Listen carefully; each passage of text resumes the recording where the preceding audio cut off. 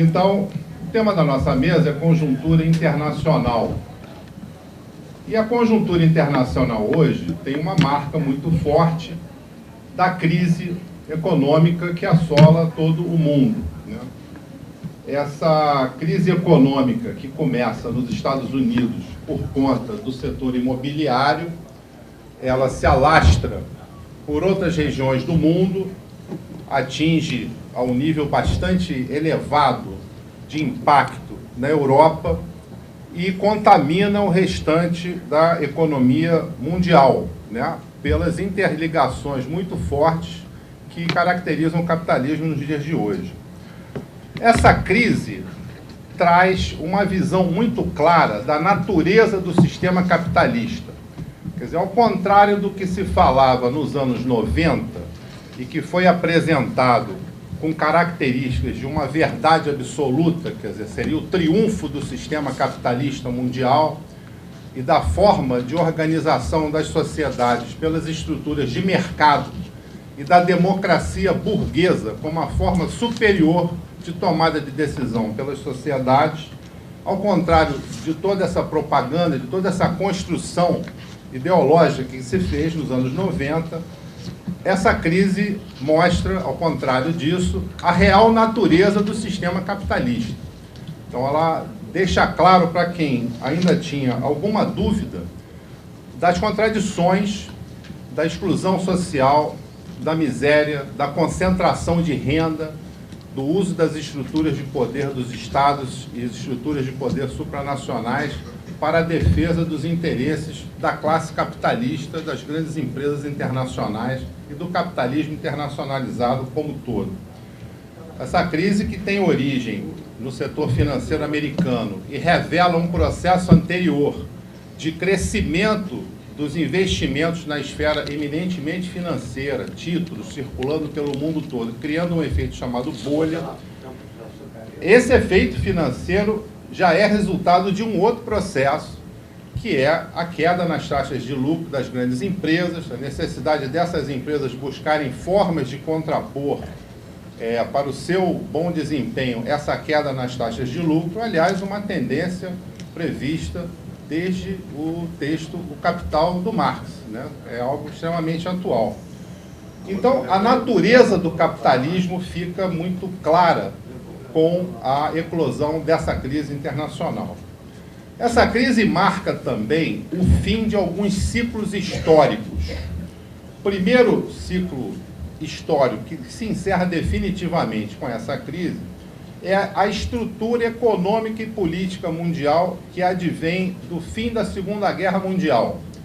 Então, naquele momento, fim da Segunda Guerra, cria-se uma nova configuração de poder no mundo, o capitalismo começa a se internacionalizar de outras formas, surgem organizações supranacionais, o mundo é dividido em dois grandes polos de influência política e econômica, o polo capitalista, capitaneado e hegemonizado pelos Estados Unidos, capitaneado no sentido econômico, a maior economia, a única que não tinha sido destruída na guerra, que cresceu por conta da guerra também. Do ponto de vista militar, os Estados Unidos saem com uma grande potência militar do capitalismo, dos Estados capitalistas na Segunda Guerra, e também do ponto de vista político. É uma hegemonia política americana que envolve o mundo capitalista, que segue os Estados Unidos, em parte pela força econômica dos Estados Unidos, mas em parte também por uma concordância com o ideário e as proposições dos Estados Unidos contra a defesa do sistema capitalista, democracia burguesa, etc., em contraposição ao sistema socialista que saiu da guerra extremamente fortalecido, expandido e respeitado, liderado pela União Soviética no primeiro momento e depois com a Revolução Chinesa, também com outros polos dentro do sistema socialista. Surge a Organização das Nações Unidas, né? Então, esse ciclo histórico, ele começa a cair com o fim da União Soviética, no início dos anos 90, por causa do Muro de Berlim, 89, depois da queda da União Soviética, em que acaba a bipolaridade, acaba a Guerra Fria, surge um momento, por um curto período de tempo, de quase que unipolaridade. Os Estados Unidos surgem como a única potência mundial. Logo em seguida, esse quadro de coisas se transforma para um quadro de multipolaridade, vão surgindo outras potências econômicas, políticas, e a Europa começa a falar enquanto unificação, enquanto grupo, enquanto conjunto, né? Outros países passam a ter um espaço maior, né? Na disputa pela hegemonia mundial, e num segundo, então, nesse primeiro momento, surge fim da Guerra Fria, e agora, numa segunda fase, com a crise internacional, acaba definitivamente aquela construção e surge uma outra configuração. Então, o mundo multipolar, em termos de sistemas de Estados e sistemas de poder, e consolida-se, aparentemente de forma contraditória, mas a internacionalização do capitalismo. O capitalismo, ele entra nesse período internacionalizado quanto à circulação de mercadorias, capitais, empresas internacionalizadas, isso se consagra. Essa crise marca também o fim do ciclo histórico da predominância do neoliberalismo enquanto um conjunto de políticas e proposições para o ordenamento do capitalismo. Então, juntamente com o modelo da democracia burguesa, aparece como um consenso meio que forçado, mas que teve alguns momentos de predomínio mesmo, de hegemonia, da ideia do neoliberalismo. É o consenso de Washington, uma reunião que definiu, uma reunião de especialistas que define o que a América Latina devia fazer, e o que ela devia fazer era abrir mão dos sistemas de controle estatal, das empresas públicas, do planejamento econômico, da ideia de ter alguma autonomia, e deveriam os países latino-americanos aderir ao livre mercado, à suspensão de barreiras alfandegárias, à promoção da privatização das empresas estatais, e no momento em que, com grande força, né, do sistema capitalista, do neoliberalismo enquanto sistema de ideias, todo o poder, todas as facilidades fossem dadas, deveriam ser dadas à livre circulação dos capitais, à livre atuação das empresas, e toda a restrição e todo o esforço possível para retirar direitos dos trabalhadores, para flexibilizar as relações de trabalho, enfim, para facilitar a livre circulação do capital, o crescimento e a reprodução do capital, em cima do que tinha sido a propriedade estatal da produção e de novas empresas que vão surgindo, que vão se internacionalizando, a fim de fortalecer um miolo disso tudo, que era o sistema capitalista. Então, isso correspondeu a um novo padrão de acumulação do capitalismo que passa a uma exploração mais acirrada da classe trabalhadora, com condições de precarização de trabalho, com o predomínio dos interesses dos grandes grupos nos sistemas de governo, nos sistemas estatais de governo e também nas organizações supranacionais, as organizações internacionais, que passa então a predominar. Então, esse ciclo cai com a crise agora, é colocado em xeque o neoliberalismo como esse projeto, vamos dizer, de civilização, né? Dentro do capitalismo, dentro da democracia burguesa. Paralelamente a isso, é claro, em decorrência disso, há uma grande desarticulação dos movimentos de trabalhadores, em parte intencionalmente, pelas políticas adotadas de repressão ao movimento de trabalhadores, pelo enfraquecimento que esse movimento teve com a queda da União Soviética, que fez com que, internamente, por exemplo, na Europa, aqueles sistemas de bem-estar social que tinham sido construídos por conta da presença da União Soviética, por conta da presença de movimentos de trabalhadores organizados que tinham enfrentado o nazifascismo, por conta dos governos com participação de partidos de trabalhadores, de partidos socialistas, partidos comunistas.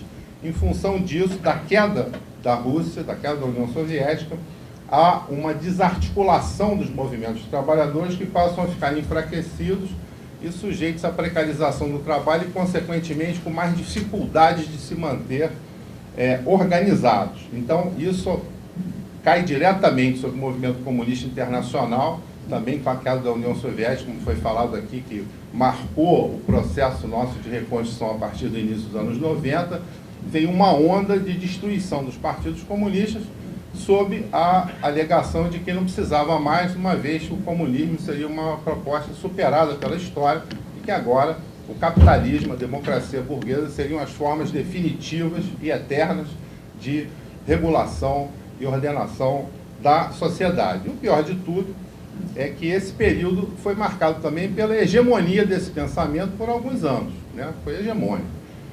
Também surge desse período, e a crise agora marca isso, o fim do predomínio dos Estados Unidos e da Europa como centros de desenvolvimento, como centros dinâmicos do capitalismo. Eles deixam de ser. Podem se recuperar da crise, estão se recuperando da crise, mas não serão mais as locomotivas mundiais como foram até recentemente, segundo o entendimento meu aqui nesse momento. Então, por exemplo, a União Europeia foi criada sob a égide, né, nesse momento de hegemonia, de presença do ideário neoliberal, e por isso correspondeu a uma organização multinacional feita e construída para favorecer os interesses das grandes empresas capitalistas, com destaque para o sistema financeiro, para os grandes bancos, que são quem dão, as entidades que dão o tom da União Europeia, que dirigem toda a política econômica da União Europeia, e que surgiu com grande hegemonia, né? Eu lembro na França, na época da introdução do euro, o custo de vida na França quase que dobrou depois da introdução do euro, alguns meses depois. E, no entanto, a população achava ótimo ter o euro, porque aquilo foi uma onda hegemônica da modernidade, da integração do continente europeu para enfrentar os Estados Unidos. Aquilo era um novo passo da humanidade ainda, e com uma redução brutal do poder aquisitivo. E, logo em seguida, com uma redução brutal das condições de trabalho, com a precarização das condições de trabalho, com o ataque aos direitos dos trabalhadores, o ataque à previdência social, a tentativa de destruição da saúde pública, da educação pública, que gerou resistências diversas, mas isso tudo tinha um peso da hegemonia. Assim, o entendimento é que o euro foi criado, inclusive, com uma tentativa de, a partir de uma unificação monetária, se criar uma unidade política. Quer dizer, a economia tentando prevalecer na unidade política. O efeito disso está acontecendo agora, né? O efeito dessa tentativa que, sob a pressão hegemônica do ideário neoliberal, teve andamento naquela circunstância, e o euro foi implantado em um conjunto de países. Outros não entraram na zona do euro, ainda que tenham aderido à União Europeia.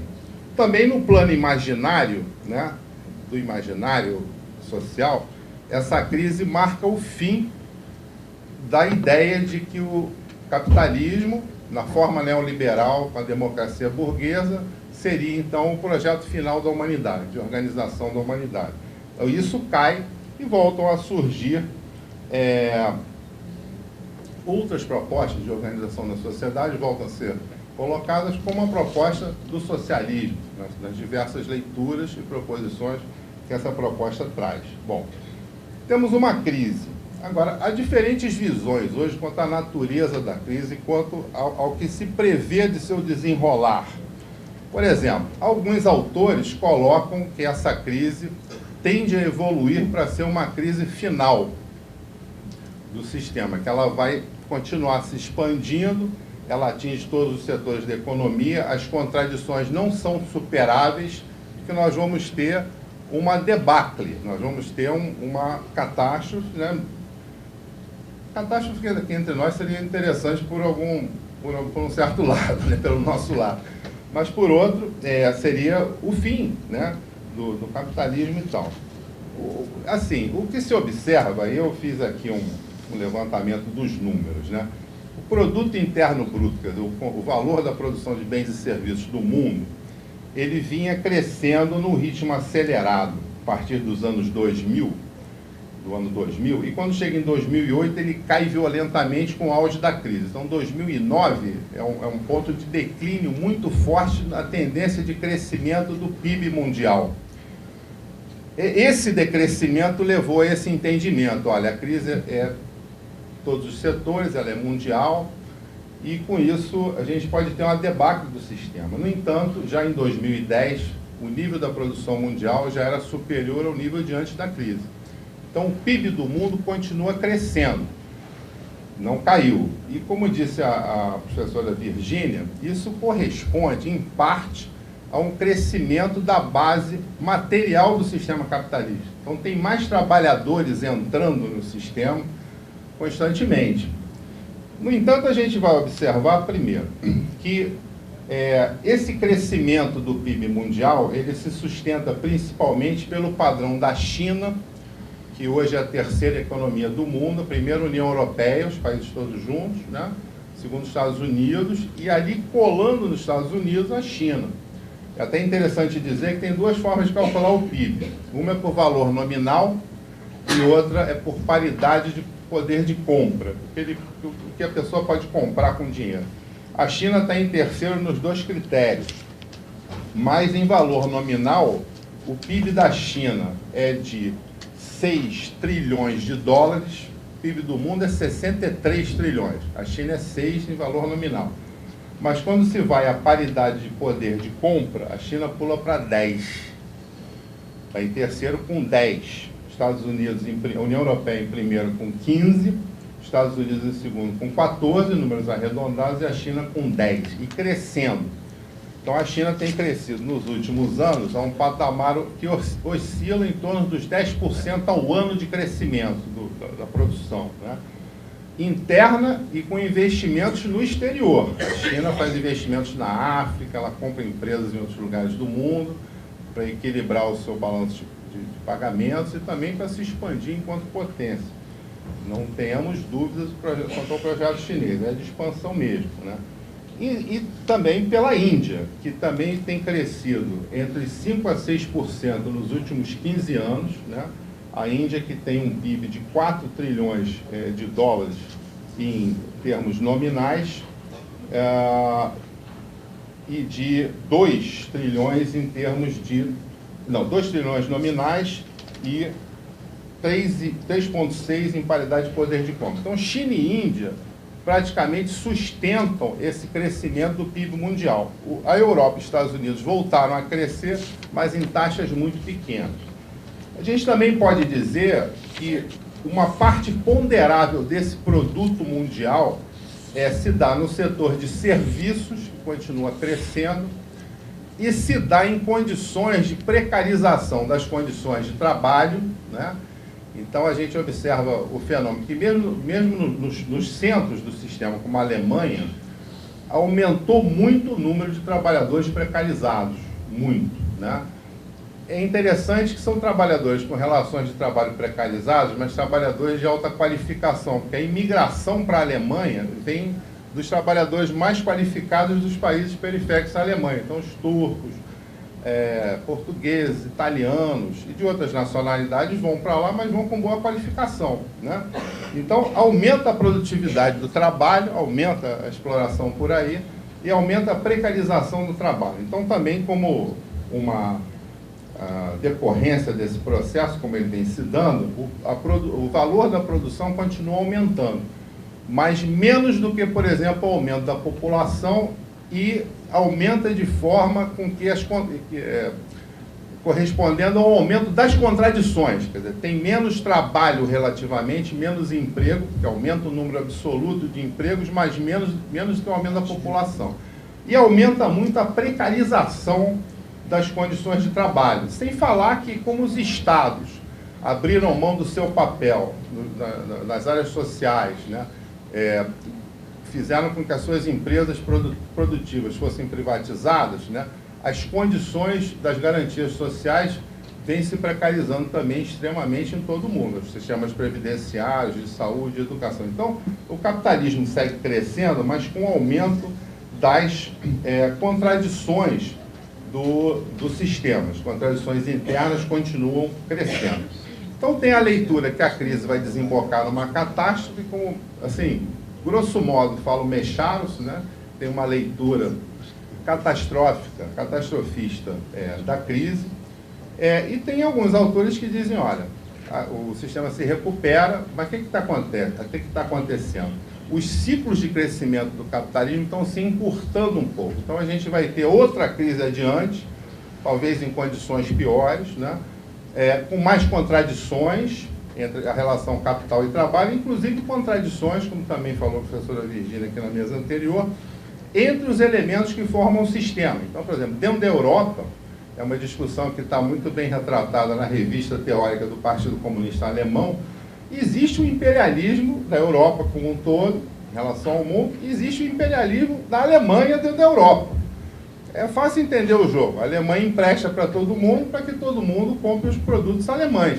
E os países com a moeda única, com estruturas econômicas diferentes, sem poder fazer política monetária, sem controlar a sua própria moeda, porque tem uma moeda comum, eles vão para o buraco. O país mais forte vai dominar o país mais fraco, o que acontece com a Grécia e outros países da periferia da Europa. Então tem essa visão.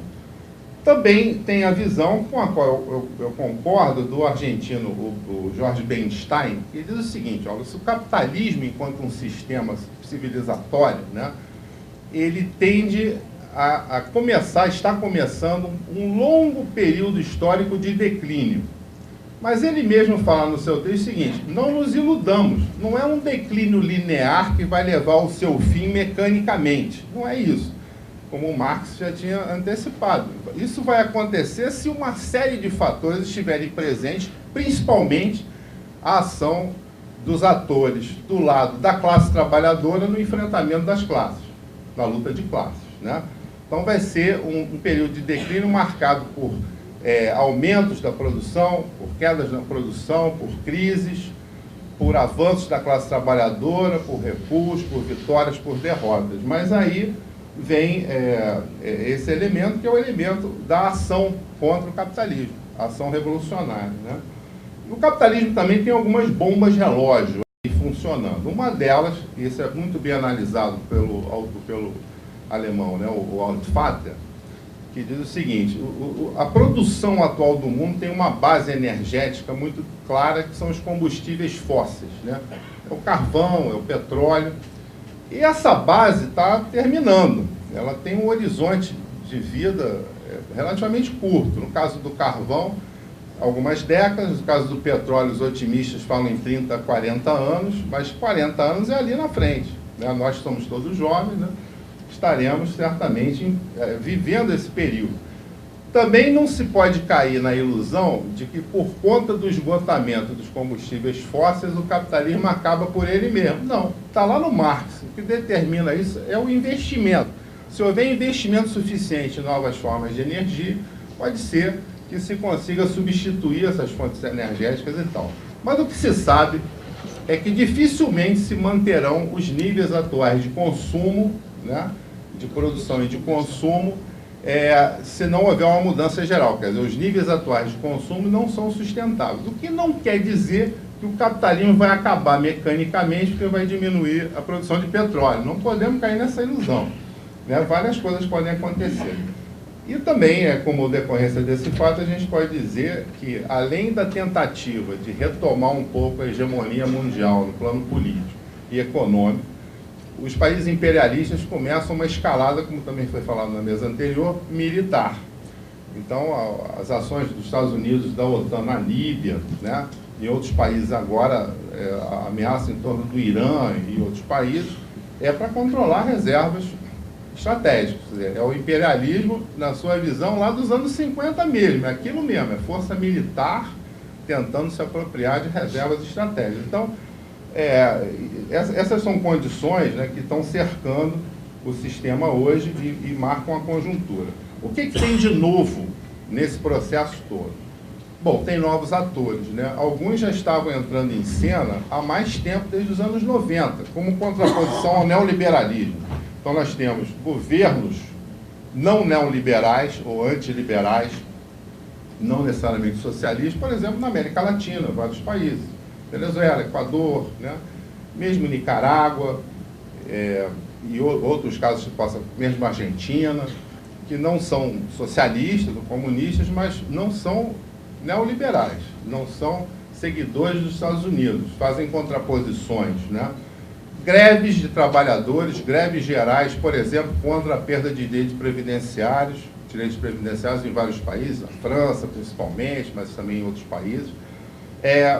de natureza diferente, né? Esses movimentos continuam acontecendo hoje, com diferentes conformações, desde aqueles mais organizados, como na Grécia, né? Que o Partido Comunista tem um papel de ponta, que aponta para uma transformação mais profunda, como movimentos mais difusos, como esses de ocupar o Wall Street, etc., mas que pelo menos levantam a lebre de que o capitalismo não é a forma definitiva de organização e de regulação da humanidade. Algumas vitórias eleitorais ou avanços eleitorais das oposições não liberais, antineoliberais. Vou dar o exemplo da Rússia, recentemente, avançou a oposição lá dos comunistas, etc. No entanto, em outros países, mesmo com uma crise acirrada, como na Espanha, a direita vence as eleições, né? Então, não é uma oposição clara que tem um objetivo muito determinado e muito menos um projeto alternativo na maioria dos lugares. Mas está acontecendo contraposições crescentes, né? Com uma elevação de consciência quanto ao caráter do capitalismo, e no imaginário volta a ter espaço, né, para a disputa das ideias, né, a disputa hegemônica da proposição socialista e comunista. Então, acabou? Tem mais 3 minutos. 3 minutos dá para falar. Então, nesses 2 minutos e meio aí que eu tenho, falar um pouquinho do Brasil, né? Quer dizer, o Brasil aparentemente está imune à crise, mas não é bem assim.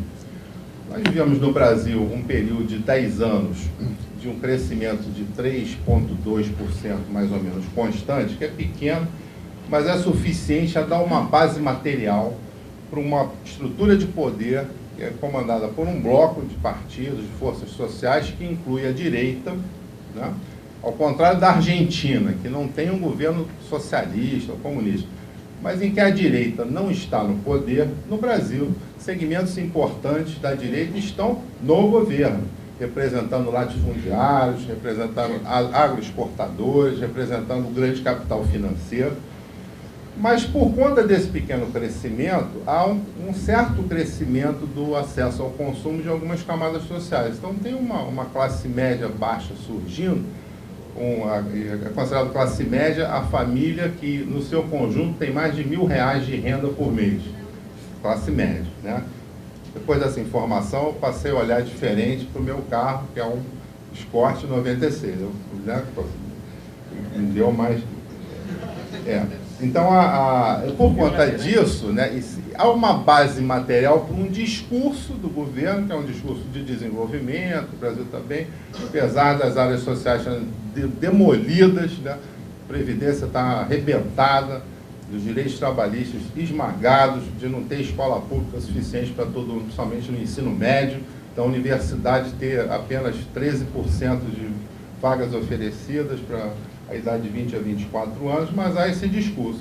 E essa base material cria uma hegemonia dessas ideias, né, desenvolvimentistas, entre aspas, né, que no fundo são a política neoliberal, que predomina, e cria uma hegemonia, e que a gente diz que é uma hegemonia apassivadora, né, que ela induz a uma acomodação, né, e os efeitos, de um modo geral, do capitalismo estão presentes aqui, com fragmentação da classe trabalhadora, etc. No entanto, as informações recentes são que há uma certa... o Brasil está sendo afetado de certa forma, está exportando menos, está tendo que redirecionar um pouco a economia para se proteger um pouco. Então, a crise não chegou totalmente, não bateu em cheio no Brasil, mas isso pode acontecer num futuro próximo. Não posso deixar de parabenizar os ativistas e simpatizantes do PCB, nesse momento em que o partido faz aniversário, e isso coincide com sinais de retomada das lutas populares e principalmente das lutas proletárias em vários lugares do mundo, né? Então acho que é uma bela coincidência. E a gente vai tentando até acertar um ponto aí. Está ouvindo agora? Tá? Então tá bom. Vamos ver se eu consigo enxergar aqui. Mas, bom, tocando no barco, uma análise de estrutura, ela pode, em ampla medida, prescindir de uma análise de conjuntura, né? Agora, uma análise de conjuntura não pode prescindir de uma análise de estrutura, a não ser que a gente caia numa visão imediatista e geral isso dá oportunismo. Então eu vou tentar forçar um pouco na análise de conjuntura, de estrutura, e pode ser que o tempo não me permita aprofundar muito uma análise mais conjuntural. De qualquer maneira, eu espero deixar alguns elementos, alguns subsídios, né, para que depois, muita gente já fez aqui também, alguém aprofunde uma análise de conjuntura. Eu diria que, em primeiro lugar, nós vivemos em um mundo sob a dominância do modo de produção capitalista, quer dizer, de lado a lado, de cima a baixo do planeta. Hoje, diferentemente de épocas não muito distantes da nossa existência, o modo de produção capitalista é dominante. Ponto 2, e tentando resumir, este modo de produção capitalista, ele faz tempo já, e se achava que estouraria pouco, nos idos de 1916, quando o Lenin escreveu seu livro sobre o imperialismo, né? No ano seguinte ele já estava participando da tomada do poder lá naquele imenso império, naquela prisão de povos, lá, aquele império czarista que estava só sobrando, né, no bojo da Primeira Guerra Mundial. O capitalismo passou por uma mutação, ele se transformou em imperialismo, né? Ele adquiriu um caráter monopólico e ele se financiarizou, né? Ponto 3, o imperialismo, esse novo estágio do capitalismo, ele também muda, e muitos aqui já observaram isso. Ou seja, nós vivemos já há algum tempo uma nova fase do imperialismo. E aprofundar isso aí, que não vai ser feito aqui, é fundamental para evitar uma quantidade imensa de erros, não só teóricos como políticos também, né? Uma diferença fundamental, por exemplo, é que hoje formações sociais dependentes, que eram casos excepcionais na época do Lenin, exceto a América Latina, na exceção de exceção, por isso que ele não prestou muita atenção à América Latina, né? Formações sociais dependentes eram minoria. No seu livro Imperialismo, Estágio Supremo do Capitalismo, o Lenin chega a se referir à Argentina e a Portugal como países que estavam enredados nas malhas da corrente imperialista, do ponto de vista econômico, mas tinham estados independentes, né? Formalmente, juridicamente, eles eram soberanos. E o Lenin chega a chamar esses casos como casos de transição. Obviamente, ele pensava isso aí no interior de uma estratégia revolucionária socialista em escala internacional. Acontece que a onda revolucionária de 17, ela foi derrotada, né? A União Soviética foi cercada, e o que era exceção, com o passar do tempo, virou regra. Até porque houve um longo processo no qual Lenin, já percebendo a queda dessa onda revolucionária, ele passa os olhos, é só pegar o primeiro congresso para o segundo congresso da Terceira Internacional. O primeiro é uma exaltação aos sovietes, o segundo, o Lenin já cuida das teses, junto com o Roy, sobre a questão nacional, a questão colonial. Ele já estava com os olhares voltados para o chamado leste, né, para as questões nacionais, na Ásia, principalmente, e também na África, né? Ele depositava grande esperança, por exemplo, no movimento de libertação nacional na China. Parece que ele acertou por algum tempo aí, né? Na Pérsia, né? Quem diria, está voltando isso daí, etc. Então. Hoje, o mundo é um mundo onde a regra é o que era considerado exceção naquela época por ele. Hoje nós vivemos um mundo de formações estatais nacionais. É um mundo, como alguns falam, um mundo de estados nacionais. Agora, essa é a primeira característica dessa etapa do imperialismo, que vale a pena analisá-la com muito cuidado. A segunda, e tem sido mais analisada, é que as relações sociais capitalistas se espraiaram pelo planeta. Não é que pegaram o mundo todo, tem muito o que aconteceu na África, na Ásia, há uma articulação de trabalho, já foi dito aqui, escravo, semi-escravo, no mundo todo, né? Mas naquela época, industrialização capitalista era praticamente apanágio das formações sociais imperialistas. Hoje não é assim, né? Hoje, não só no plano do mercado, não só no plano do investimento, né, de capital portador de juros, mas as próprias relações de produção, elas se transnacionalizaram. Os Estados nacionais não acabaram, né, como dizem os globalistas, mas, a meu ver, simplistas, né? Eles continuam, as formações sociais existem enquanto formações sociais estatais nacionais, nunca houve tantas como agora, e uma hipótese que eu defendo insistentemente é que nós, diante daqueles que defendem o fim do Estado-nação, no bojo da globalização, etc. e tal, temos diante de nossos olhos uma tentativa de processo de constituição de um mega Estado-nação, que é o Estado chinês, né?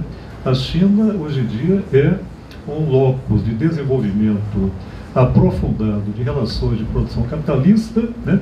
E no interior de uma formação social estatal com forte vocação para o nacional. Para quem é de uma geração como a minha, nós coincidimos com o pós-Guerra Fria e, por exemplo, a independência da Índia, que foi mencionada aqui mais de uma vez, né? Onde também existe. A África do Sul é o caso mais recente ainda, né? Está em processo, está em curso, né, de formação, de constituição de uma formação social estatal nacional também, né?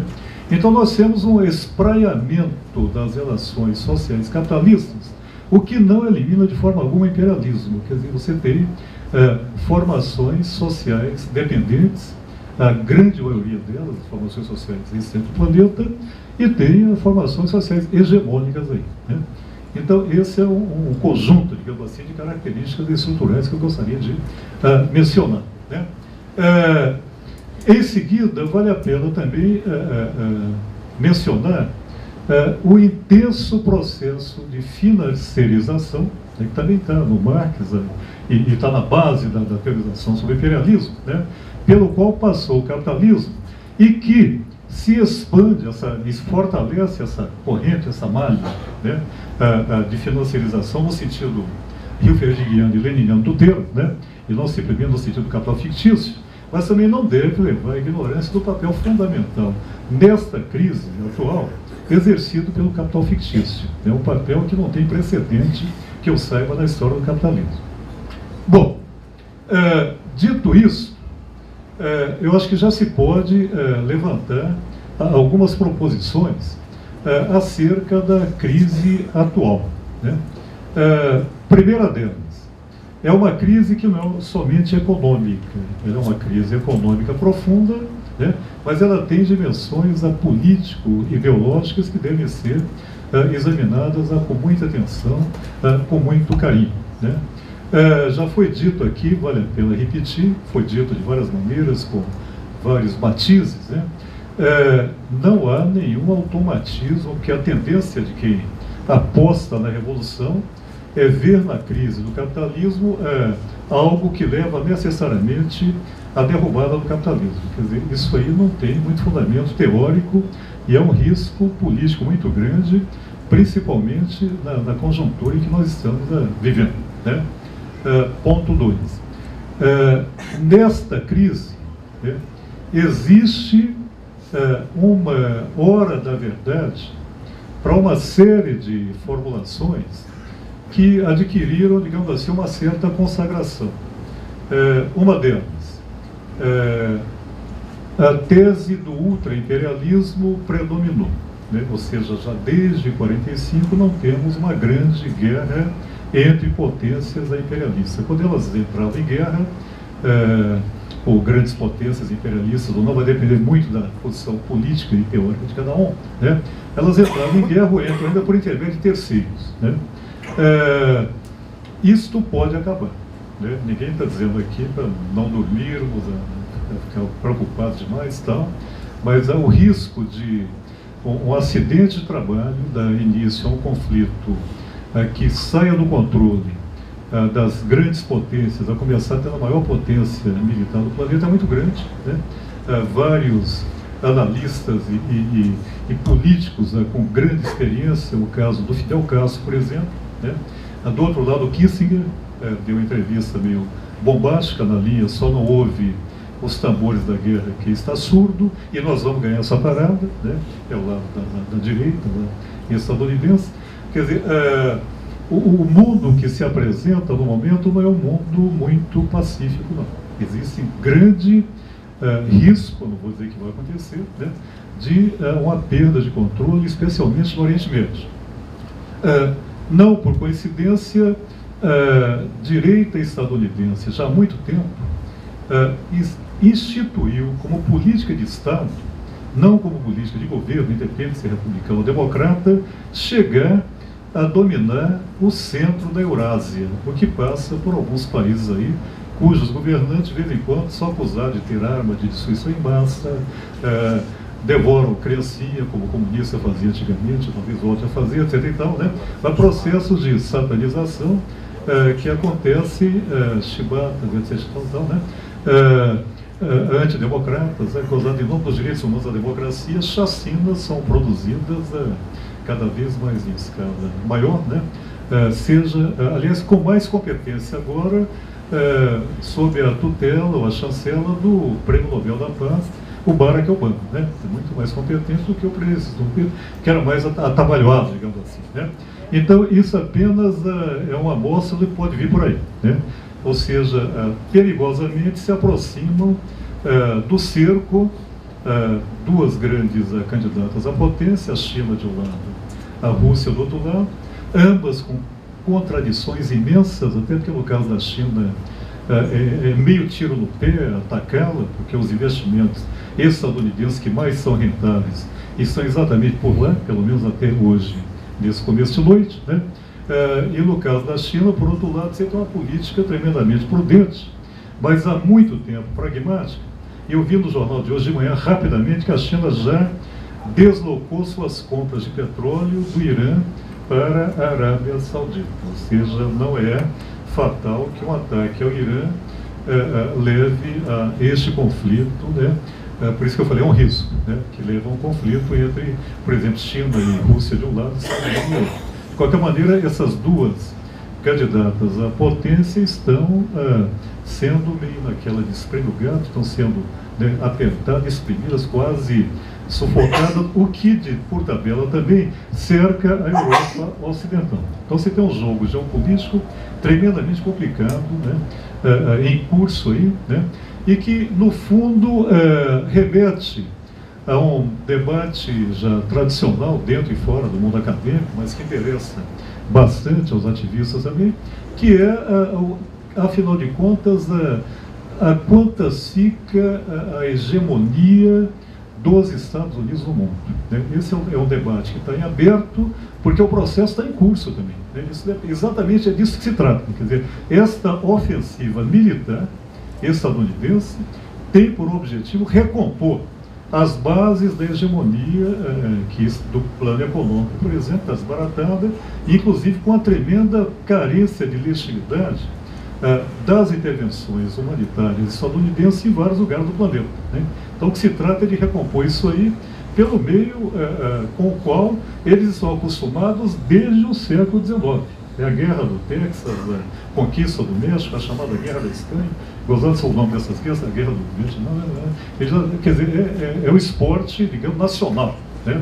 É exatamente invocar o destino manifesto e usar a força para levar paz ao mundo, ou seja, né, a diferença é que agora fazer isso com uma capacidade maior de direção tem sido mais difícil, né? Então nós estamos aqui numa, digamos assim, interrogação muito grande, porque se os Estados Unidos tiverem algum obstáculo mais sólido a esta ofensiva político-militar, não acabou ainda o pós-Guerra Fria, né? Terá acabado o pós-Guerra Fria, não deu certo. Aquele papo da 94, 91 a 97, da nova ordem mundial, cada um escreveu um livro, Choque de Civilizações, o grande tabuleiro de xadrez, que é um livro horrível, mas não cita nem o Weber, para um acadêmico, como é o Breisky e tal, o livro de um gênio, digamos assim, que se ama muito, então, estrategicamente, mas intelectualmente muito pobre, né? Mas é um manual que deveria ser ensinado, acho que em todas as escolas, e lido por todos os comunistas, para saber exatamente qual é o mapa, né, geopolítico que tem sido levado mais ou menos a sério por todos os governos daquele país lá, né? Se houver um obstáculo mais consistente, a coisa vai terminando por aí, nesse período conturbado, complicado, do pós-Guerra Fria. Então, se não houver este obstáculo mais duro, mais rígido, o pós-Guerra Fria não acabou, não. Quer dizer, aí é bom a gente, né, abrir novamente a caixa de ferramenta, voltar a analisar a correlação de forças no plano internacional, porque aí talvez ainda haja muita lenha para ser queimada pelo Estado estadunidense enquanto maior potência imperialista do planeta. É claro que uma ou outra direção implicam estratégias políticas diferentes para quem quer mudar o mundo, tanto no plano nacional como no plano internacional. Né? E esse acho que é um ponto que deve ser permanente, né, enquanto não se definir, na preocupação de todos os comunistas. Né? Agora, essa crise, como já foi dito aqui também, é bom insistir, ela aponta limites para a democracia liberal. Né? E aí eu tenho insistido nisso, muita gente também. As esquerdas, inclusive as esquerdas comunistas, têm uma grande responsabilidade por terem, digamos, edulcorado a democracia liberal e a apresentado como a única forma de democracia possível. Né? Aquela ideia de democracia como valor universal, das duas, ou ela está errada, ou nós iremos com ela de volta em idade da pedra. Né? Ou seja, atualmente, em nome da democracia, se tem cometido uma quantidade imensa de despotismos contra os trabalhadores, a começar pelo caso da Grécia, que vai ser analisado melhor aqui, claro, pelo representante do Partido Comunista daquele país. Né? Mas ali haverá eleições e não adianta. Todos os candidatos passíveis de ser eleitos já assinaram, né, os partidos dele, compromisso de que farão aquilo que já está decidido pela Troika. Algo semelhante aconteceu na Espanha e algo parecido acontecerá na França também. Muda o partido do governo. Eu nem diria poder, porque o poder é burguesa. Né? Muda o partido do governo, mas a política de Estado ela não é mudada. E ela ainda é uma política, seja na Europa, seja no Brasil, né? Em vários países, uma política de corte neoliberal com ou sem contração da democracia. Com maior ou menor contração da democracia. Como nós estamos vendo no Brasil. Né? A tendência, né, é uma contração da democracia, como também acontece na Europa, inclusive com o processo de judicialização da política, que tudo vira questão de justiça, de judiciário, de justiça no sentido de aparato judiciário, o que é o primeiro passo para criminalizar, né, aquela contestação. Né? Então isso aí já implica aquilo que o sociólogo, ele se intitula até pós-moderno, tá? Mas eu admiro bastante sobre vários aspectos, e produz frases interessantes, além de bons conhecimentos. O Boaventura de Souza Santos chamou de a democracia contra os povos. Né? Quer dizer, quase uma contradição em termos. Você tem toda uma teoria política elitista que descola a democracia da ideia de poder do povo. Agora, a novidade é que ela se explicita como um regime político burguês usado em situação de emergência contra os povos, que é o que está acontecendo, né, desde o episódio do Pinheirinho, né, e outros similares aqui no Brasil, até o caso da Grécia. Né? A diferença é que na Grécia existe uma resistência popular e operária muito maior do que está se configurando no Brasil. Mas no Brasil há sinais também de lutas operárias e populares que podem ser politizadas, né? Embora ainda não tenham, né, ultrapassado o chamado nível, né, econômico corporativo.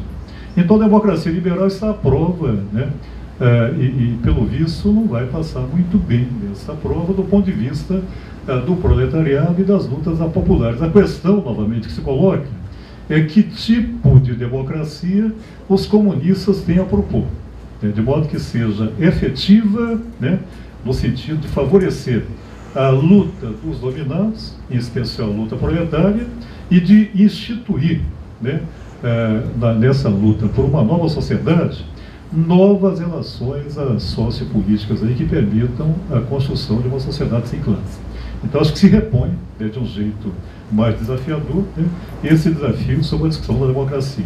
Eu teria muito mais o que falar, mas me restam apenas 5 minutos, e já falei demais também, já tive tempo suficiente. Queria apenas chamar a atenção para mais um aspecto que nos desafia muito na conjuntura atual, que é a questão nacional, né? Eu sou muito interessado nisso e não gostaria de deixar passar isso totalmente ao largo aqui. Todos os movimentos citados até agora, mesmo na Grécia, nos países onde há movimentos e até governos que se proclamam socialistas no século XXI, mesmo movimentos como o do Pinheirinho, eles colocam na pauta a chamada questão nacional, que não tem como, né? Ou seja, lutar contra o capitalismo implica, de algum modo, dar conta da questão nacional neste início de século XXI também. Quer dizer, não é o capitalismo até hoje, salvo o melhor juízo, eu gostaria, se fosse caso, debater isso depois das 3 falas, né? O capitalismo ainda funciona em larga medida nacionalmente. E uma luta anticapitalista, ela, ao menos por algum tempo, como já dizia escreveu Marx de um jeito elíptico, como tudo no texto era um manifesto, né? No manifesto do Partido Comunista, o proletariado tem que dar conta, de algum modo, né, das questões relacionadas à sua nação. Depois pode não ser mais isso, como Lenin achava que esse Estado dependente era o foco de transição.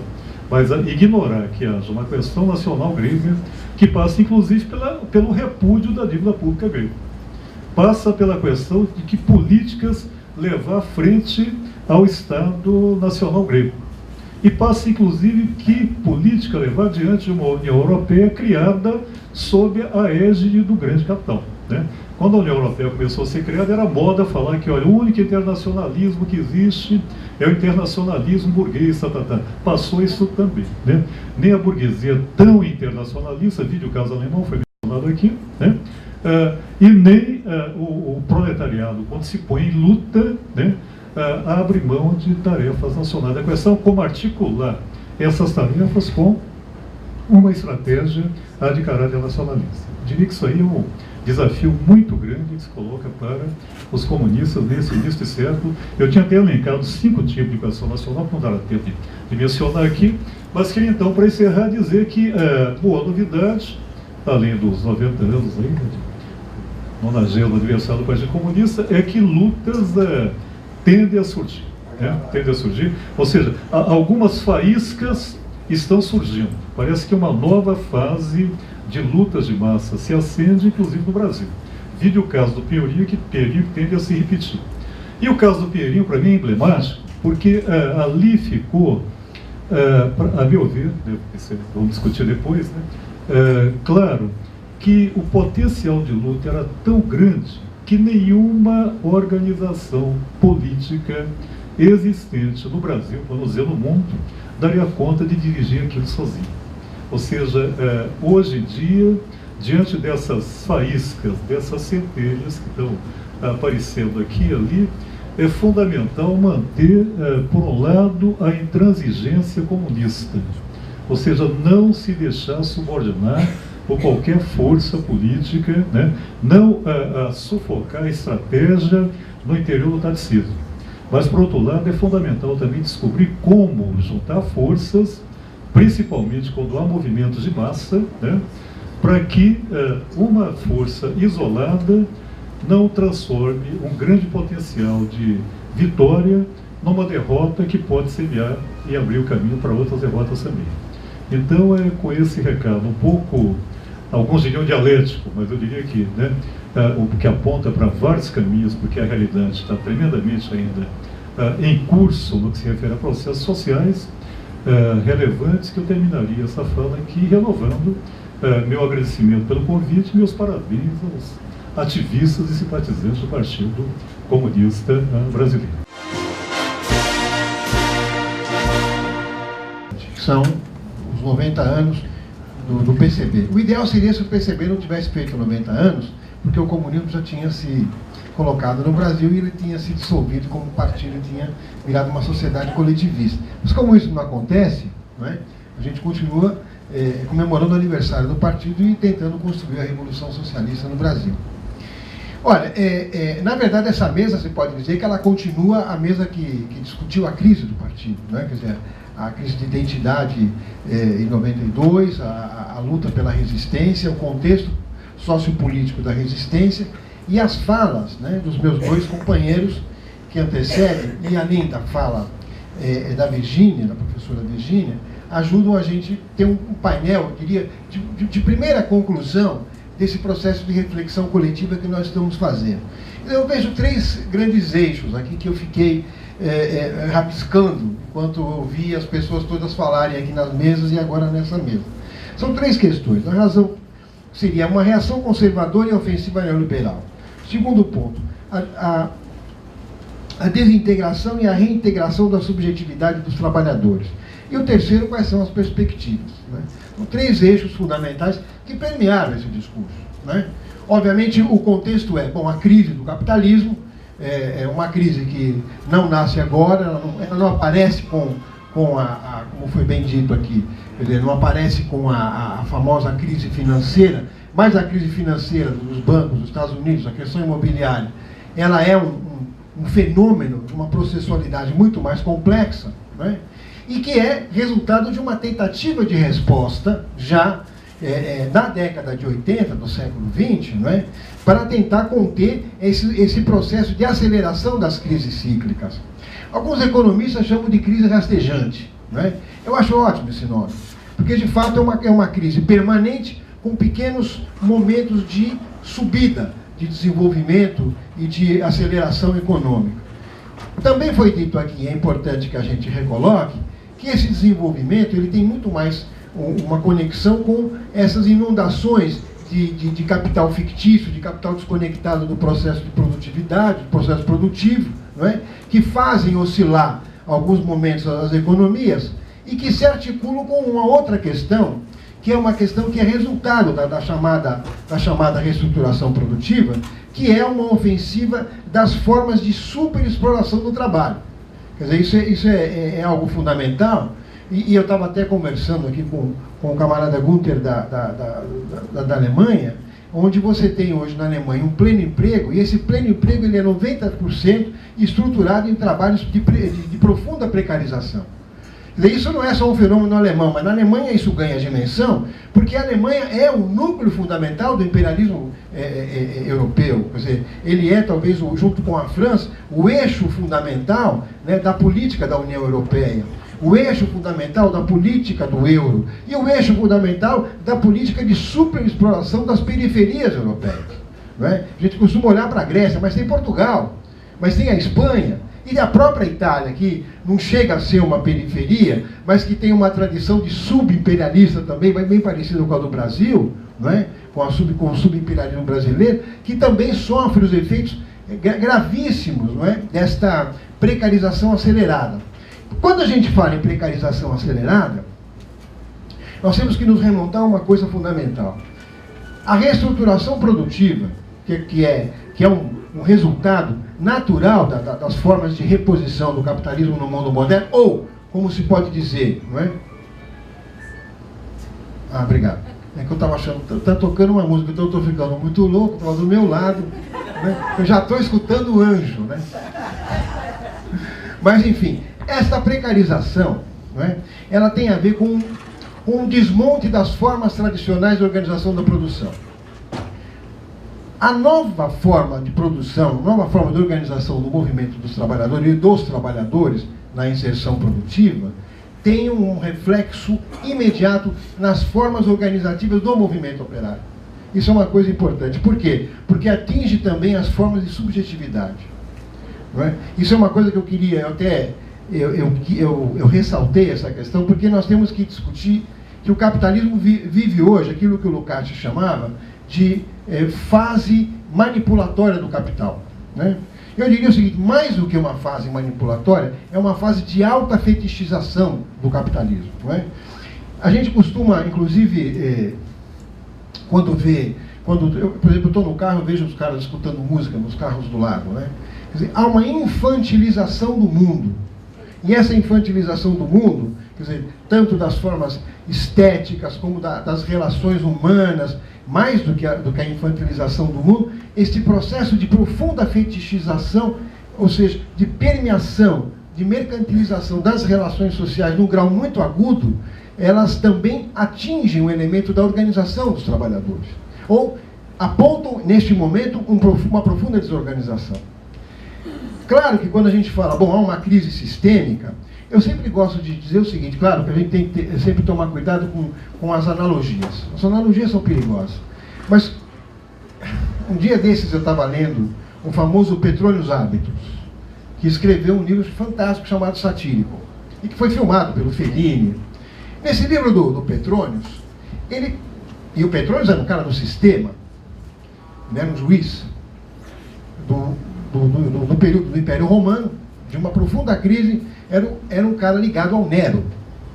Quando ele escreve o seu Satírico, ele escreve descrevendo a decomposição das formas de relações pessoais e das formas políticas. Ora, isso não era uma coisa à toa, não é? Quer dizer, de fato você tinha, naquele momento, o início de uma profunda crise de sociabilidade que iria gerar o fim do Império Romano, e que não foi uma coisa de uma hora para outra, mas foi um longo processo, ou como diria Brodel, um processo de longa duração, de longue durée, não é? E que, de fato, esse processo começa com desagregação, tanto nas formas de organização do trabalho, como também nas formas subjetivas e ideológicas. Não é? Tem a conspiração contra mim do celular aqui do meu camarada. Só dessa vez.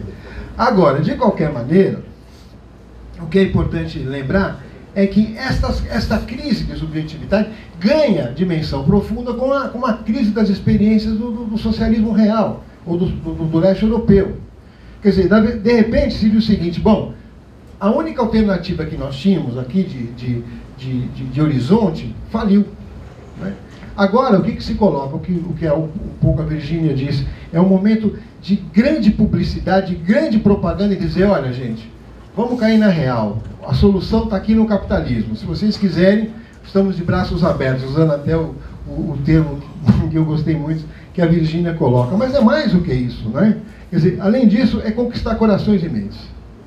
É conquistar corações e mentes da seguinte perspectiva, olha, a única possibilidade que você tem de sair de uma vida infeliz é a tua saída individual. Então você, por favor, se vista bonito, fique bonito, não envelheça, de preferência não fique velho, fique saudável, isso é muito importante, não é? E procure alternativas, olha, não jogue mais o lixo na rua. Vamos fazer agora uma política de coleta de lixo, ou seja, isso, na verdade, esse núcleo manipulatório desviava a atenção para aquilo que o Mesaros, eu gosto muito dessa formulação dele, chama de produção destrutiva.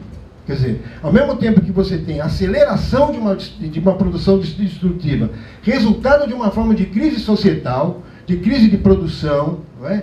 Você tem, ao mesmo tempo, uma manipulação de dizer o seguinte, não, é possível, inclusive, lutar pela preservação do meio ambiente se você, enquanto pessoa, enquanto indivíduo, tiver a sua atitude individual. Ora, isso significava uma pulverização que tinha, no plano da organização do trabalho, a quebra também, a ideia da quebra da solidariedade proletária. Mais ainda, a quebra da ideia do proletariado. Porque isso não é uma coisa que vem sozinho, isso vem articulado com um conjunto. A ideia de que eu pertenço a uma classe social, ela vem desmontada da seguinte maneira. Mas que bobagem! Veja, teu pai era mineiro, você nem mineiro consegue ser. Quem é que de nós não viu um filme clássico chamado Como Era Verde Del Valle? Filme maravilhoso, onde o cara era neto de mineiro, filho de mineiro, ele ia casar com a filha do mineiro, o filho dele ia ser mineiro. Isso desaparece com essa nova etapa do capitalismo.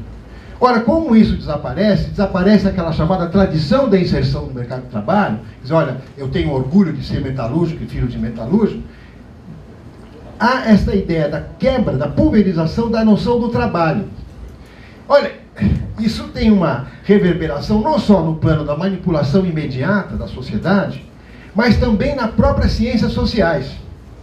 Quem faz ciências sociais sabe hoje que uma das coisas que acontece quando alguém vai discutir, vamos reformar os currículos de ciências sociais, primeira coisa é tirar Marx do currículo. Segunda coisa é dizer o seguinte, não existe mais isso, história, mas que história? Que concepção é essa disso? História é uma coisa subjetiva. A história depende do seu olhar. Quer dizer, o cara que é cego não faz história, né? A história depende do seu olhar. Se você olha bem, não é? Você pode fazer uma história da sua perspectiva. Terceira questão, esse negócio de querer ver o mundo através de grandes sistemas universalistas, isto é ideologia, isso não é ciência. Ciência é você fazer estatística. Alguém me dizia hoje de manhã, o Del Roio, que ele ficou horrorizado, que foi num congresso de cientistas políticos, o grande lance eram grandes painéis com estatísticas. Partido tal, ascendeu assim, tem tantos deputados, tendência para a direita, agora está indo para a esquerda, ou seja, tudo no plano de grandes quadros estatísticos, grandes organogramas, orgasmogramas na cabeça desses caras, né? Essa é a grande verdade. Efetivamente, isso é o reflexo do que eu chamo de crise da subjetividade. E mais, uma ofensiva, tanto no plano da manipulação, como no plano do embate teórico. Porque é necessário, nessa ofensiva, desbancar o marxismo. O marxismo é importante que o marxismo seja derrotado, inclusive na universidade. Não é? E há todo um movimento, a gente que é professor aqui, tem um monte, sabe a dificuldade que é você enfrentar uma classe que tem 3 anos antes vem sendo envenenada por um conjunto de mentiras ideológicas, né? E que não tem nada a ver com ciência, e quando você chega, vai dar uma aula de Marx, é uma maluquice. Os alunos acham que você está falando algo parecido com marciano, alguma coisa assim. Isso tem a ver com esta atual ofensiva. Mas ela não para aí. Como a coisa é contraditória, você tem uma reação a essa ofensiva, com esse grau de manipulação, com esse grau de desominização das relações humanas nesse momento que a gente vive. Quando a gente fala de crise de subjetividade, é uma crise de desominização. O mundo começa a se separar da hominidade, ele vira alguma coisa que é uma geleia, né? Há uma reação. Essa reação, ela acontece desde movimentos sociais que não querem viver na situação que estão vivendo, de greves de trabalhadores, enfim, já vou falar sobre isso, até uma reação mais simples, quer dizer o seguinte: eu quero viver minimamente um mundo onde eu não seja tão direcionado, onde eu não esteja tão mergulhado no admirável mundo novo. Isso tem aquilo que a Virginia chamou a atenção, a progressiva militarização da polícia, mas é mais do que isso. A progressiva concepção policial de que o inimigo imediato é o povo. O povo passa a ser tratado como inimigo permanente. Ora, isso é uma ofensiva antidemocrática. Aí eu quero fazer um hiato, um parênteses aqui. Quer dizer, as esquerdas não esgotaram a questão democrática, a reflexão sobre a questão democrática. O Lúcio chamou a atenção do seguinte: olha, a democracia liberal está falida, mas veja, ela aparece ainda como a única alternativa possível contra os totalitarismos. Veja como se constrói, no caso da Hannah Arendt, vai construir esse conceito de maneira muito bem articulada, que quer dizer o seguinte: conecta-se capitalismo com democracia. Nós não conseguimos, depois de Lenin, escrever nada mais avançado sobre a questão democrática e o socialismo. Veja como nós deixamos de lado essa questão. Assim como nós estamos abandonando a questão nacional, né, Lúcio? Né, os marxistas, tirando o Losurdo, que eu conheço, hein, e o Lúcio, são poucos teóricos que estão estudando a questão nacional e o socialismo, ou a questão democrática e o socialismo. Bom, isso fez com que eu me preocupasse tanto que eu estou trabalhando sobre isso. Eu escrevi um livro, estou escrevendo outro, sobre a questão democrática. Estou preocupado com isso. Há uma ofensiva, veja, esta ofensiva antidemocrática, eu vou dizer o seguinte: ela só pode ser resultado dessa ofensiva econômica neoliberal. Não é? Por que ela é resultado? Porque quando você começa a aplicar os remédios que o Banco Mundial, que o FMI, que no caso da Europa, o Banco Europeu, diz o seguinte: olha, você só pode ficar bonzinho, a tua vida vai ficar legal, se você perder salário, perder direito. Veja, o espaço democrático conquistado na Europa e o estado de bem-estar social foi uma luta brutal dos trabalhadores europeus, da classe operária europeia. Uma luta de sangue da classe operária europeia, que enfrentou o nazifascismo para construir grandes espaços, a ponto da Itália, um país que é capitalista, ter como primeiro ponto da Constituição a Itália é uma república baseada sobre o trabalho. Isso foi uma conquista de 44 do movimento operário italiano e da força que o Partido Comunista Italiano tinha, né, quando emerge da clandestinidade. A República Italiana é uma república baseada no trabalho. Sabe o que é isso? É quase que dizer o seguinte: olha, nós temos aqui nos direcionar para o socialismo. O significado, não é, da pulverização do movimento operário europeu, particularmente da crise de desmonte do movimento operário do Partido Comunista Italiano, é enorme no sentido dessa ofensiva desagregadora, dessa ofensiva de crise de subjetividade do movimento operário. Agora, claro, quando você fala isso, você diz o seguinte: bom, como é que você vai manter esse processo de manipulação, essa desorganização permanente? Há um processo de bonapartização das democracias burguesas. Não é? Veja, era ruim com a democracia formal, está pior com o bonapartismo. E veja, bonapartização não necessariamente quer dizer uma ditadura explícita, mas um governo muito estruturado em forma que, de novo, lembrando aqui a fala do Lúcio, em formas de transformar os movimentos sociais. Como é que você criminaliza os movimentos sociais? Juricizando. Por exemplo, você faz uma greve, vem o Supremo Tribunal e diz o seguinte: olha, aqui é setor essencial, tem uma multa de 9 milhões por dia. Bom, o cara acaba, como é que ele vai montar vai bancar uma luta, a não ser que sejam muitos trabalhadores e uma greve geral? Isso ainda não se consegue fazer aqui no Brasil, né? Na Europa se consegue, mas a pulverização é tão grande que também não avança. Ora, essa bonapartização tem um sentido. Como é que eu garanto a aplicação de políticas econômicas devastadoras, não é? Como está sendo implantada, por exemplo, na Grécia. Não é? Quer dizer, você tem que ter um Estado policial pronto para intervir. E nisso o Lenin foi genial, porque o Lenin já colocava no seu famoso Estado da Revolução, que muita gente diz o seguinte: mas é um livro superficial, é verdade, ele alinhava questões, né? Porque ele mesmo diz lá no prefácio do Estado da Revolução que aquilo que ele tinha escrito era um introito para fazer uma discussão mais profunda sobre a teoria marxista do Estado. E ele acaba não terminando, e ele até diz: olha, estou feliz em não poder terminar esse livro porque é melhor fazer a revolução do que falar sobre ela, né? Esse livro é o prefácio que é maravilhoso, é melhor fazer, mais prazeroso fazer a revolução do que falar sobre ela. Apesar de ser um introito, né, um alinhavo de questões que o Lenin estava pensando em desenvolver, o Lenin não pode alinhavar ideias, o Gramsci pode. Eu não entendo essas coisas. Não, mas o Gramsci estava preso, o Lenin tinha uma revolução para fazer. Mas ele só alinhavou com o Gramsci também, mas o Gramsci pode e o Lenin não pode. Mas isso é uma coisa para discutir depois, né?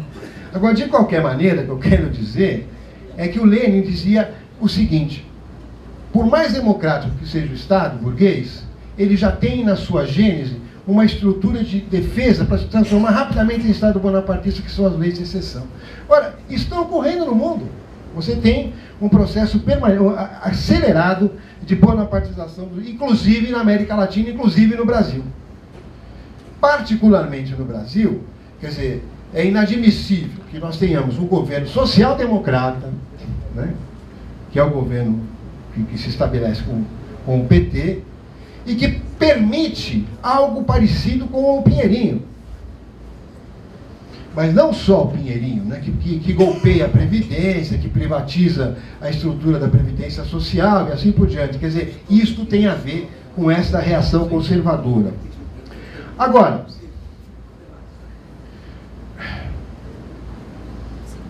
na América Latina, isso aqui era que nem o Lenin, era só a introdução, né? O alinhavo.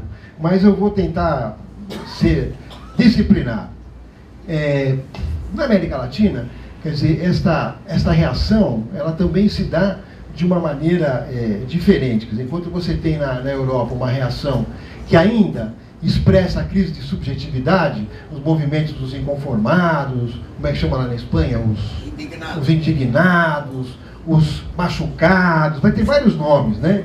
Mas ainda são movimentos sem direção, sem teleologia política e sem centralidade no trabalho, né? Tirando alguns países, eu acho que a Grécia talvez seja o único país onde de fato tem um partido comunista estruturado, enraizado na sociedade e que tem um papel importante na defesa, nós temos ainda uma esquerda muito pulverizada, né? No caso da Itália, a destruição do Partido Comunista Italiano gera grupos sazonais de comunistas. Uma hora é a refundação, outra hora é o Partido dos Comunistas Italianos, agora tem mais um Partido Comunista Italiano, tem o marxista-leninista, tem o marxista-leninista para caramba, e vai aparecendo vários, né, partidos, quer dizer, isso é muito complicado, né? Isso é muito complicado, mas ao mesmo tempo expressa um alto nível de insatisfação, não é? Então, quais são as alternativas? Primeiro, eu acho que isso está na cabeça de todo revolucionário, né? Pelo menos aquele que se diz marxista, que tem um norte marxista, que tem um norte socialista. É necessário organizar essa subjetividade dispersa, não é? Latente.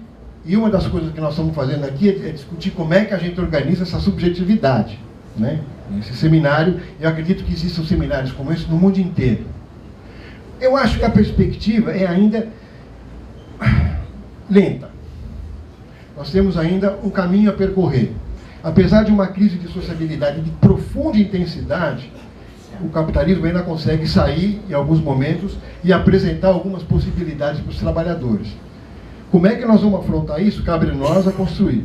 Mas é fundamental ter claro o seguinte: se nós não tivermos uma resposta moderna, eu diria odierna, que é mais do que moderna, é contemporânea, para as inquietações sociais, para os movimentos sociais, e se nós não conseguirmos convencer as pessoas ainda que a fase dos movimentos acabou, que os movimentos têm limites, e que a história mostra que os movimentos sociais, como movimentos, são limitados porque não tem teleologia e nem centralidade, nós não vamos dar um passo. Então é importante que a gente reflita muito bem como construir um partido de fato de novo tipo. Como construir um partido como intelectual revolucionário, como intelectual orgânico das classes, do proletariado e do conjunto de classes sociais e subclasses sociais que compõem o capitalismo contemporâneo. Esse é o desafio, é isso que nós vamos ter que discutir aqui. Bom, a pergunta é sobre o acordo, né, entre os países capitalistas em crise para um modelo de exploração das riquezas dos países subdesenvolvidos e emergentes, chamado imperialismo coletivo.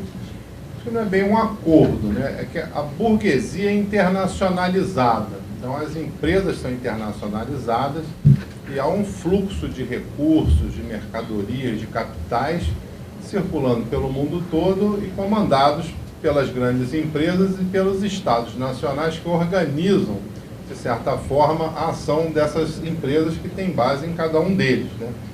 Então, existe esse fluxo. E agora, no plano político, o que acontece? Cada país, aí eu tendo a concordar um pouco com as preocupações apresentadas aqui pelo companheiro Lúcio, né, que os espaços nacionais são importantes, sim, né? Eles organizam, né, a formação social, eles organizam o sistema produtivo e a inter-relação, como se dá a inter-relação entre as classes sociais, as regras do jogo em cada espaço desse, apesar de serem espaços que pesam um pouco menos do que já pesaram no passado. Há uma internacionalização maior, até da luta de classes, da exploração das classes, do capital sobre o trabalho, mas eles são espaços importantes. Então, essas organizações nacionais estabelecem entre si um padrão de relações. Por exemplo, no caso brasileiro, né, compõe o bloco de poder no Brasil alguns segmentos da burguesia brasileira. Os agroexportadores, né, o setor financeiro, as grandes construtoras. E esses setores da burguesia, eles têm um peso decisivo na elaboração, na formulação das políticas brasileiras de integração com a economia mundial, que vem se dando principalmente como principalmente com a volta a um padrão de exportação de produtos agrícolas, de minérios, de capital financeiro, de serviços das construtoras, enfim. É uma integração, de certa forma, subordinada a uma cadeia produtiva internacional em que o nosso papel é de fornecedor de matérias-primas. Basicamente, né? O que cresce mais no Brasil? São esses segmentos. É o minério de ferro, é o que dá mais recursos da exportação, produtos agrícolas, o agronegócio, etc, etc. Então, isso estabelece uma relação que, de certa forma, favorece os países mais desenvolvidos, apesar de que há outros movimentos também, né? Os países desenvolvidos, eles têm um processo interno de mandar para o terceiro mundo, mandar para os países menos desenvolvidos em desenvolvimento, as indústrias mais poluentes, por exemplo, as indústrias mais pesadas, a produção do aço, o refino de petróleo, a indústria química pesada, né? E com isso eles deixam em seu território, em seu domínio maior, as indústrias tecnologicamente mais avançadas, onde tem mais extração de mais-valia e mais geração de riqueza. Do lado dos países em desenvolvimento, além assim, da influência dos setores das classes dominantes, que mais influem na formação do bloco de poder, para a defesa dos seus interesses, mas a gente pensar na política externa brasileira, que tem aspectos que a gente chama de progressistas, por exemplo, apoiou a Venezuela, vamos reconhecer, né, logo no início do governo Chaves, né, uma crise, o Lula foi lá, mandou um petroleiro, para manter a economia funcionando, deu apoio político, manteve uma boa relação com Cuba, com o Equador e tal.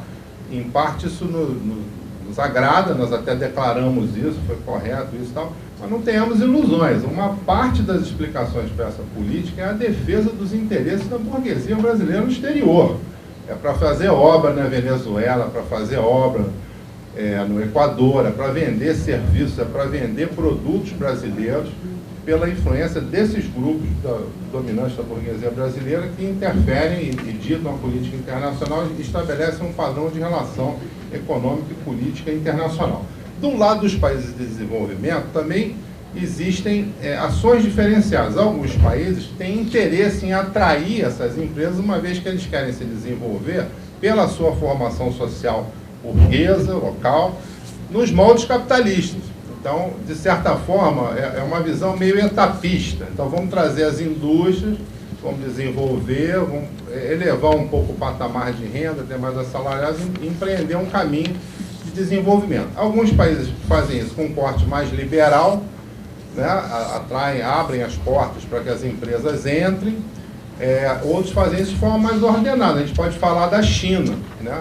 A maior parte das exportações chinesas são feitas por empresas estrangeiras localizadas em território chinês, né? Eles atraem, só que lá eles fazem isso de forma planejada, tem um planejamento de longo prazo, estratégico, nem um pouco inocente, que tem a ver com o poder global, né?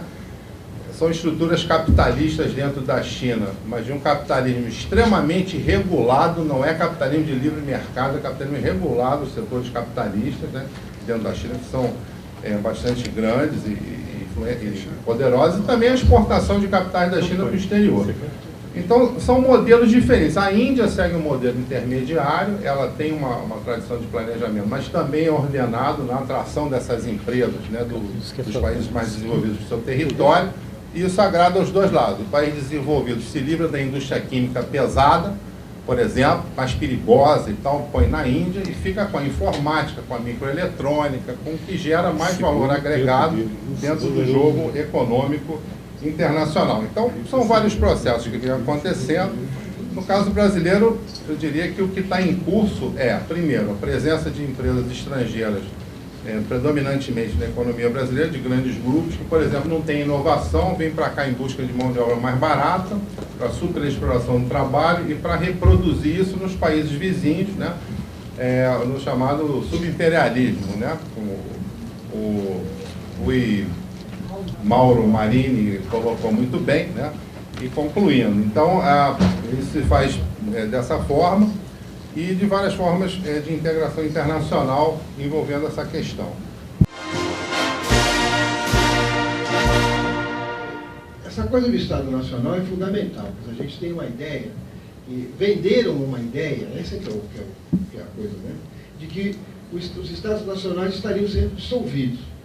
Agora, na verdade, os Estados Nacionais, desde que surgiram, foram Estados Nacionais que estavam subordinados aos centros hegemônicos. Quer dizer, vamos ter ilusão. Quer dizer, quando o Brasil se transforma no Estado Nacional, em 1822, ele passa a orbitar, né, nos interesses britânicos. A América Latina, construindo seus Estados Nacionais, oscila inicialmente com os interesses do imperialismo britânico e depois com os interesses do imperialismo dos Estados Unidos, estadunidense. Na Europa, os Estados Nacionais sempre oscilaram, desde que a Espanha, Portugal e Espanha perderam a força política, perderam a dominação como potências, passaram a girar em torno da Inglaterra e da França. Não é? Quer dizer, portanto, essa coisa de que, olha, veja o que está acontecendo, existem estados hegemônicos e estados que são subalternos, isso faz parte da estrutura do Estado Nacional. Eu diria, dos Estados Nacionais que expressam o modo de produção capitalista, que só pode existir Estado Nacional no capitalismo. Então, é claro que, num primeiro momento, se o mercantilismo, né, que é o processo de acumulação de capital, ele já cria uma divisão mundial internacional do trabalho, uma parte acumula capital, outra parte produz produtos agrícolas, outra parte vai criando um processo de industrialização, e isso fica muito mais profundo e acelerado, obviamente, nos séculos, final do século XIX, do século XX, século XXI. Isso ainda existe, não é? E, obviamente, nas suas contradições, eles, em alguns momentos, entram em disputa, mas há toda uma construção dos Estados Nacionais em relação aos núcleos hegemônicos do capitalismo. Então, essa é uma questão que eu queria... Então, por isso que não dá para falar em acordo.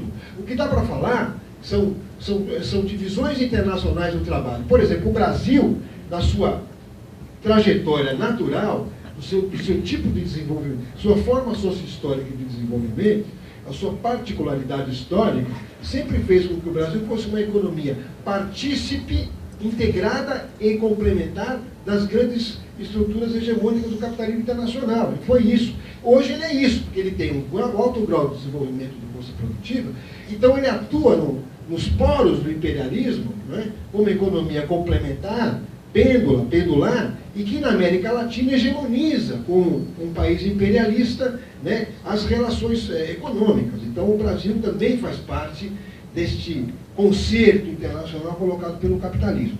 Rápido. Movimentos do tipo indignados. Eu, na minha fala final, correndo para ser bolchevique no meu tempo aqui, senão o Lúcio ia me dar um chute na canela aqui do lado, né? Não era bem na canela, não. Não era bem na canela, mas para ficar figura de retórica, eu falo que é canela, né? Para sem problema. Mas eu queria dizer o seguinte, na minha fala aqui, eu disse que vivemos uma grande experiência de movimentos, né? Zapatistas, o movimento lá dos movimentos da América Central, né? A Farabundo Marte que se transforma em movimento, até chegarmos nos piqueteiros da Argentina, no movimento sem terra, nos zapatistas do México, grandes movimentos, né? Grandes movimentos que levaram a nada. Que criaram caldos de cultura, mas não conseguiram criar as relações objetivas. Quer dizer, acho que agora, mais uma vez, esses movimentos, não é? Que aparentam exatamente uma insatisfação. Porque, vejam, o que o movimento expressa, né? Vivemos hoje uma crise de legitimação da forma democrático-burguesa parlamentar. As pessoas estão muito insatisfeitas com as formas de representação, com os tipos de partido, com os deputados, com os privilégios, isso tudo é verdade. Com aquele deputado que ele vota, mas que não o representa. Quer dizer, isso tudo é um caldo de cultura fantástico. Se tiver um núcleo teleológico, né, de ação política, de centralidade de ação, de centralidade do trabalho na ação, ideologicamente falando, a gente vai conseguir dar um passo e aproveitar essa insatisfação. Mas nem sempre os movimentos de insatisfação levam para caminhos positivos. Não esqueçam que tanto Hitler na Alemanha como Mussolini na Itália chegaram ao poder por profunda insatisfação popular pelo voto. Então, quer dizer, Perón chegou, o movimento de los descamisados, não é? Quer dizer, o que eu quero chamar a atenção é que nem sempre as grandes movimentações sem direção política chegam a caminhos positivos. Pode levar também ao moinho da direita. Então temos que tomar cuidado. Por exemplo, o que ocorreu na Espanha, com o movimento dos indignados, que diziam o seguinte: nós não queremos nenhum político aqui, nós não queremos os partidos, isso é perigosíssimo. Porque isso já mostra, não é, uma desilusão de um lado, com a tal da representação parlamentar, mas de outro, a ausência de qualquer alternativa política organizativa do movimento, dando direção política. Isso é muito complicado. Então nós temos que estar atentos e nos preparar para atuar nesse tipo de coisa. Finalmente, a luta operária e o meio ambiente. Olha, a luta operária, ela tem uma grande responsabilidade para defender o meio ambiente. Porque você só defende o meio ambiente se você for anticapitalista, se você colocar o anticapitalismo como núcleo. Qualquer alternativa de produção, ou é uma produção voltada para necessidades sociais, articuladas com a preservação do meio ambiente, ao mesmo tempo a ação criativa de novas tecnologias, ou a gente vai, obviamente, ir para o buraco. Neste momento prevalece a produção destrutiva. Não é? Então, está aí uma tarefa enorme que nós vamos ter pela frente, nossos engenheiros, nossos químicos, nossos biólogos, né, de pensar alternativas de produção que não tirem, de um lado, as condições de vida e de reposição de vida material e de conforto das pessoas, e que, por outro lado, não desmonte o planeta como uma coisa vai aceleradamente. Bom, me perguntaram sobre internet e lutas no Egito, e eu não sei nem usar um celular, dignamente. Né? Eu estava usando para gravar a palestra e aconteceu, tá vendo? Agora a música foi do relógio do Brasil, eu nunca vi essa música no meu celular. De qualquer maneira, tem gente aqui da Palestina, né, que vai falar sobre a Palestina, gente muito experiente, da Síria. Então, vamos entrar com muita cautela, quer dizer, questão de... Quer dizer, esses dias onde eu trabalho, propostas de temas para iniciação científica, espécie de concurso, né? Então a gente propôs temas. E alguém da área de exatas sugeriu a tecnologia e inclusão social. Aí, com muito jeito, então, a gente conseguiu lá, muita gente, então... vai tecnologia, e outro tema, inclusão social. Eu não sei o que é inclusão social. De qualquer maneira, poderia se manter, como foi proposto, tecnologia e inclusão social, daria para colocar logo em seguida tecnologia e exclusão social, seja lá o que for isso. Porque, no fundo, a questão é a relação entre tecnologia e capitalismo. Isso é que tem jogo. Quer dizer, eu acho que vale para a internet também. Quer dizer, a internet, você pode fazer uma crítica cultural sutil, não é o caso aqui, pode mostrar como a informática ligada à produção, ela leva a esvaziar estacionamentos, agências bancárias, imensos espaços aí da área de produção direta e da área de serviço, de trabalhadores e trabalhadoras, né? Leva a sobrecarregar de trabalho alguns trabalhadores, ao mesmo tempo que emprega outros. Ela pode ser utilizada para, como se fala em geral, precarizar as relações de trabalho, inclusive via telemática, tudo que vocês sabem, tanto ou melhor do que eu, né? Por outro lado, muitos combatentes usaram o carro, relutaram, mas acabaram adquirindo celular e outras bugigangas aí, então. Ou seja, houve uso, e ainda existe, politicamente interessante da internet.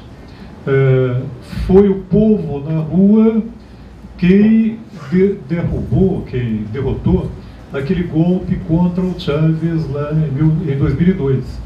Mas o contato de um jovem que soube usar bem a internet e se comunicar com boa parte de ativistas e intelectuais do mundo todo também jogou um peso interessante naquilo ali, né?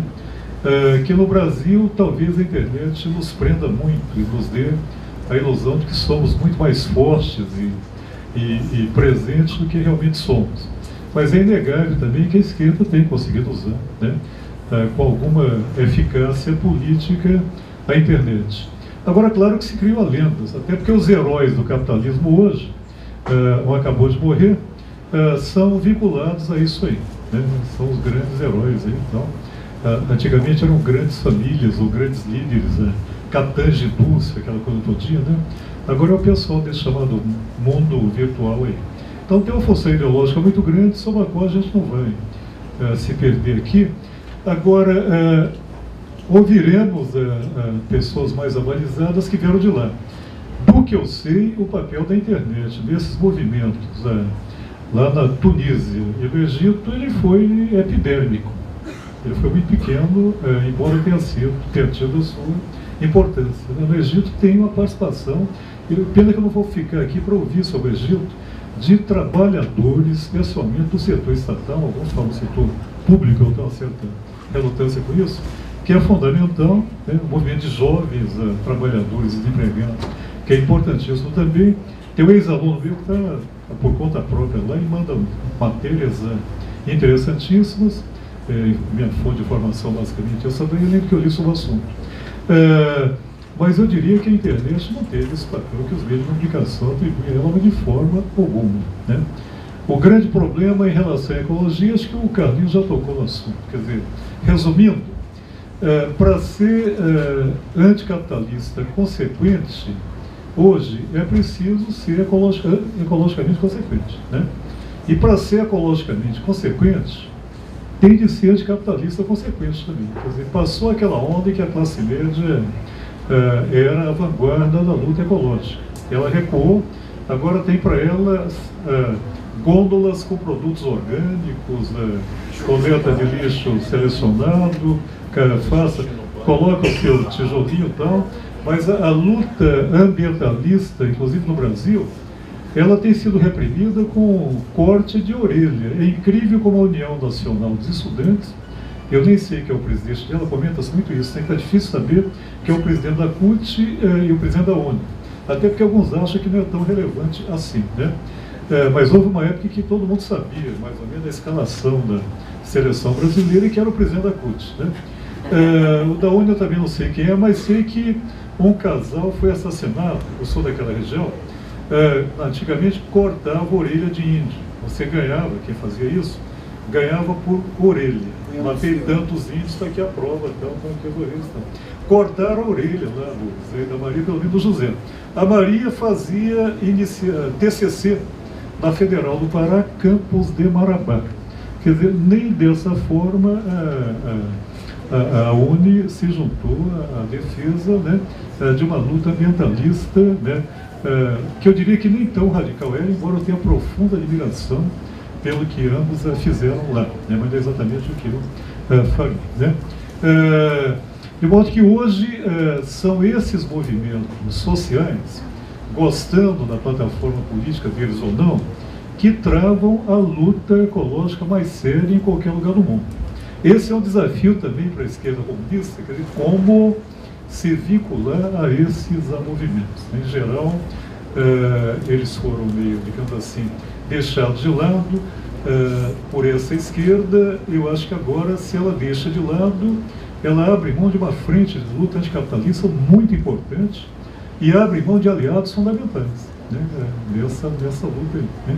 Inclusive no que se refere ao modo de vida, né, que é uma questão também importante a ser retomada pelo movimento comunista hoje. Inclusive, principalmente num momento de crise econômica, lidar com essa questão de formas alternativas de vida, não é cair no socialismo utópico e querer possuir de socialismo no capitalismo, mas também não é deixar qualquer mudança no modo de vida para depois da tomada do poder. Nós sabemos que isso aí também já não se coloca mais, não deu certo, dificilmente dará, né? Principalmente entre os jovens desempregados, jovens em crise.